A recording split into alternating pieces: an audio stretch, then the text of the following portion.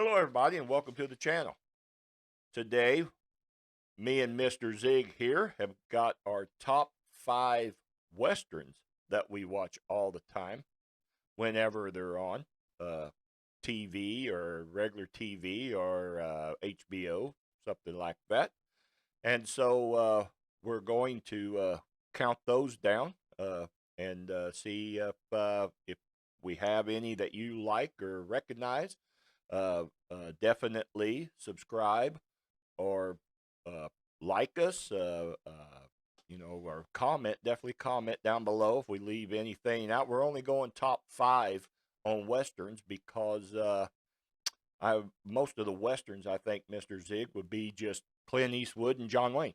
Sure. Well, yeah. You just. Is there another Western? Yeah. I guess there are, but there are a few out there, extras. Yeah. So, but yeah. So, without further ado, we're going to go through our top 5 westerns of the ones that are favorites that we watch all the time. Mr. Zig, how are you doing today? I am doing great, Thomas. How are you doing, buddy? I am doing fine, doing good. great. Here to go over these and see what the people think. But so, do you want to start it, or do you want me to start it? You can go ahead and start this list. I'll go ahead and start this list because my number 5 movie, and which all 5 of mine are different. I mean, and what I mean by that is that I do not have 2 westerns with the same actor in it. Same star. Yes. Actor, So you're not going to hear John Wayne 4 of them and Clint Eastwood 1, or vice versa. I would be okay with that. Yeah. Really. Right. But Well, and there's your list. Yes, and those westerns. I mean, I definitely watch them. I mean, there's quite a few of both that I watch, and then there's quite a few that it's like I don't care for that western, So, but my number 5 is that came out in 1968, and it starred Mr. Don Knotts, and it was called Shakiest Gun in the West.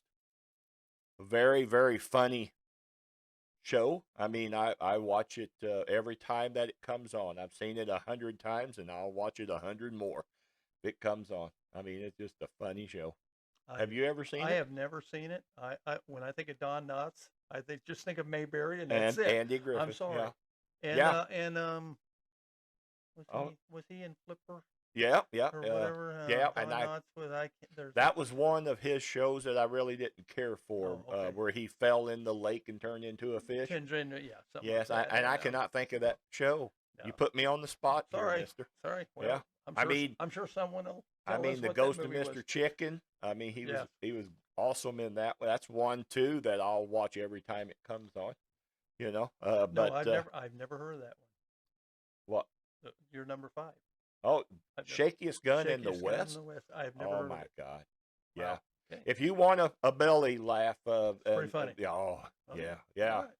Yes, it will definitely get you laughing. Well, most of my westerns are a little more serious. Yes, yeah. Well, support your local sheriff, and exactly. I like the funny ones too. Okay, fair enough. Yes, fair enough. So what's number 5 for you? All right. Anyway, number 5 for me. You've already mentioned him, Clint Eastwood.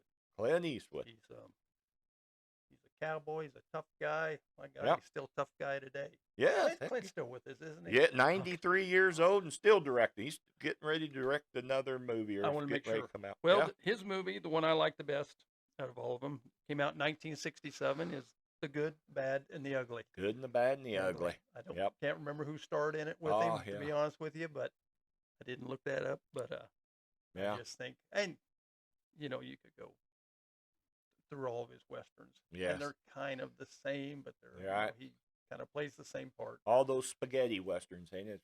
Is that what they call them? I think so. Yeah. I think you're right. Yeah. But that's my number 5. I had to start with Clint. Clint. So, Yeah. Well, my number 4 came out in 1968, and it starred Henry Fonda and Charles Bronson. It had a budget of $5 million, and at the box office, it only made $5.3 million. Ooh, that's cutting it close. Yes. Yeah, Wow. made a little profit. Wow. But it was, I think what hurt it the most is that it was such a long movie, and that was Once Upon a Time in the West. But it's, I mean, it's a great movie if you, and of course, when they add commercials to it, my God, you're an all-dayer. Wow. It's like watching 10 Commandments, you're there all day. I've never seen this movie either. either. Great movie. Is it? Yeah. Okay. Oh, it's a I great like Henry movie. Fonda, but yes. and I know he's been in a few Westerns, but yes, that's not one I would have thought of. Yep. I mean, it's a long movie, though. Hell, it's about 3.5 hours who else, just by itself. Who else did he start with? Charles Bronson was the other big one. I mean, there was a couple others. Yeah. I mean, the lady, and I can't think of her name right now, but I can't think of her name. But there was a nice looking lady in was it. There? Yeah. Well, she was easy on the eyes, but the movie, just what the movie was based upon, and a great movie. If you get 4 hours, you need to kill. Oh, wow, I don't know that. Watch Once Upon a Time in the West. Well, we're gonna have to wait till winter time. Yeah. I can't sacrifice 4 hours in the summer, brother. I'm telling you. Yeah. It's hard to do. Yes, it is. Anyway, yeah. My number 4, by golly, is one you mentioned earlier. That Okay. I think I heard you say, or maybe it was yesterday you said that. Uh-huh. Blazing Saddles. Blazing Saddles. It's yes. funny. It's the only really funny one I have, but I just laugh all the time. Yeah. I'm a big Mel Brooks fan. Yeah. I mean, he had Spaceballs. Yes. Which is just, I mean, the guy's got a hell of a humor in it. Yes, and my goodness, I mean, could you imagine trying to make that movie today? Oh, yeah. That's what blows my mind. Yes. It's like, oh my God. I know. Yeah, there's no way you'd be able to do that today. I mean, and the thing too is a lot of people don't realize and know is that Richard Pryor wrote a lot of that material. Oh, did he really? He wrote. Yeah. He was supposed to be the sheriff. Be the sheriff. Yeah. Yes. Yeah, it's supposed to be Richard Pryor. Well, that would have been even funnier too. Oh, yeah. Yeah, but I guess Warner Brothers said that with all of the trouble that he was in, that they didn't want him. Going on then. Yeah, but Mel Brooks kept a lot of the stuff that Richard Pryor wrote. Yes. Yeah, he kept a lot of it. Movie. Yeah. Makes me laugh. Yeah, oh God. Oh yes. Yeah, that's a good movie. Anyway, that's my number 4. Yeah. By golly. Yeah. Yeah. Well, my top my number 3 is and I watch this movie every time it's on as well. Came out in 1990, and it has another Tom starring in it, Tom Selleck, and it's Quigley Down Under. I watch that one every time it's on. I've seen it. Yes, it's a good movie. Yeah, yes, good movie. That's a great movie. Yes. Yeah, and it was budgeted $18 million, and it made at the box office $21.4 million is what it made at the box office in 1990. But I watch it every time it's on. I've got to watch Quigley Down Under. That's a great movie. It's a good movie. Not bad. Yeah. That's your number 3? That was my number 3. Okay. Yep. Well, my number 3 is, you have to go back to 1969. Uh-huh. At 55 years ago. Yeah.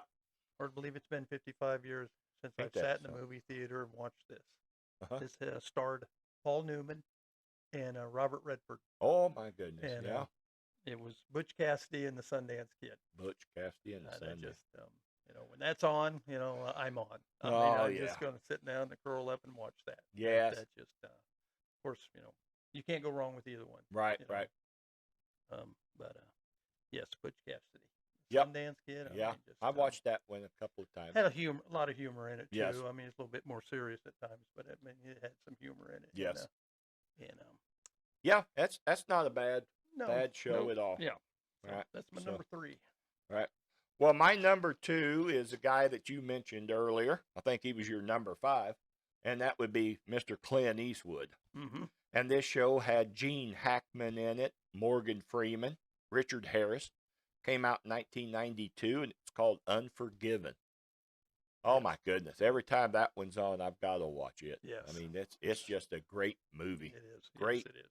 I mean, gee whiz. Yeah. And just the storyline says a lot, Yep.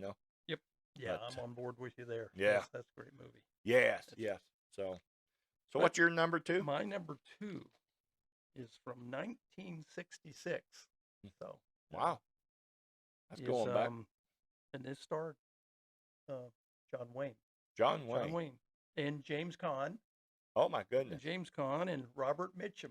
Yes. So I watch some old time stars, I know. Yes. For the youngins, but it was El Dorado. El Dorado. Yes. And it was just yeah. I just don't think you can go wrong with John Wayne anytime in a Western. I mean, he had so many. He had so many. Yeah. I mean, not all of them were great, but I mean, that's just one of the ones. You know. Yeah. I mean, you had a young James Caan. My God, he could have been in his 20s in this movie. Yes. And very, very young. Yeah. And there again, the storyline to that show. I mean, it just, it, and it's one of those that it starts off slow, but then whenever they go back, to help, the sheriff out, I can't think of his name now for some reason. Either. Yes. But when they go to help him out, then it speeds up. Then it's like, movie's over. Yeah. Like, boy, it took a long time to get there, but damn it, now it's over.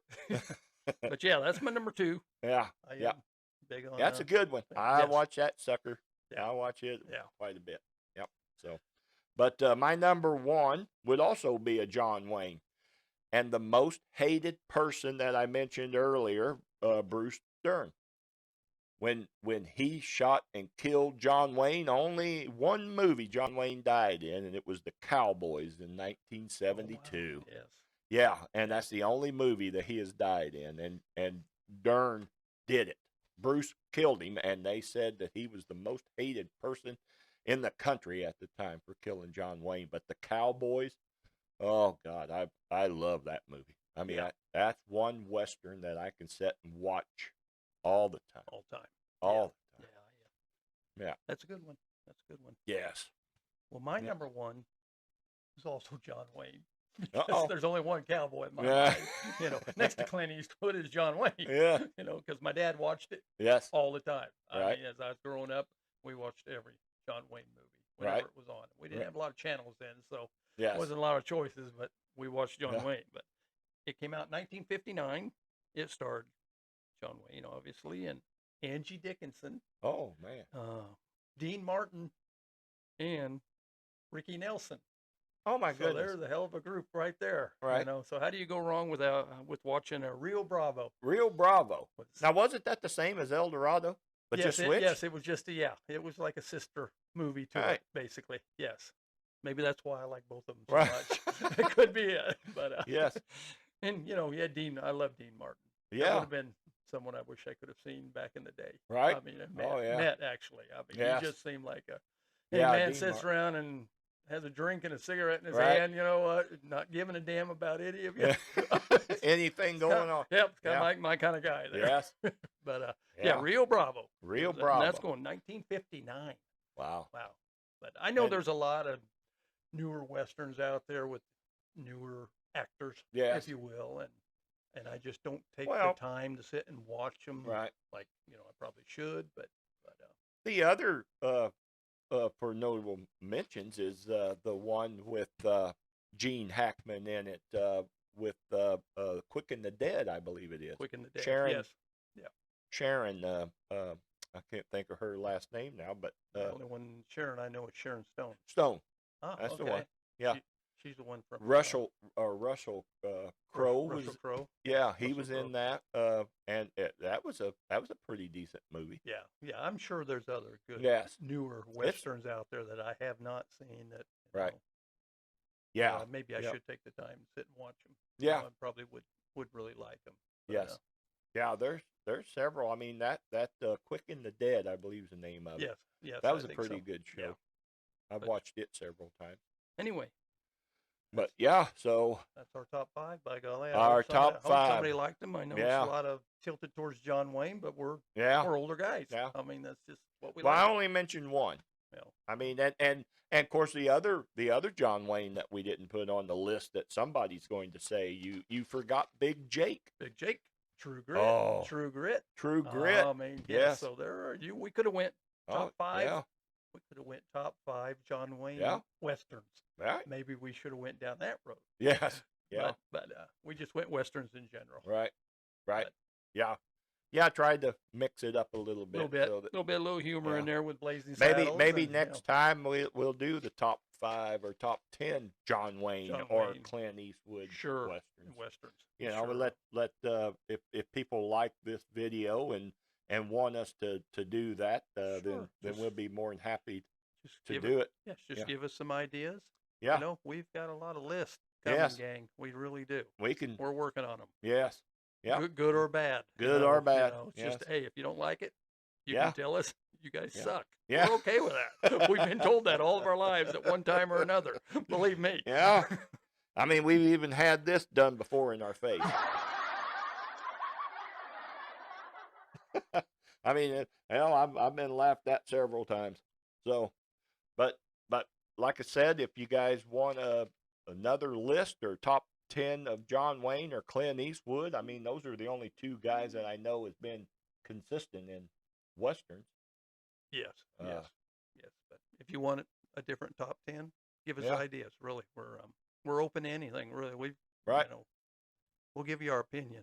You may not like it, but that's what we're here for. Yeah. I mean, So, all right. Well, I hope you like the program and subscribe and give us feedback, and we will catch you later. Bye, everybody.